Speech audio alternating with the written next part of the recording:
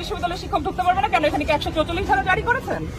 ক্যাম্পাসে কি 144 ধারা জারি হয়েছে? অন্য বিশ্ববিদ্যালয়ের শিক্ষকরা ঢুকবে না মানে কি? ঢাকা বিশ্ববিদ্যালয়ের ক্যাম্পাস কি অবরুদ্ধ কেন?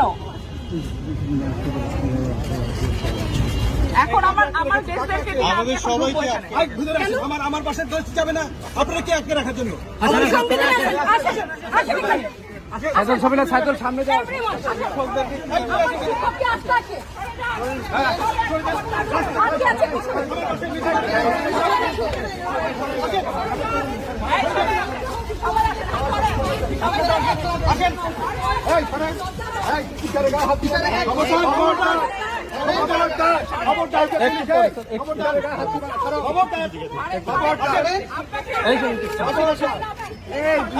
ছবি নিয়েন। উনি শিক্ষক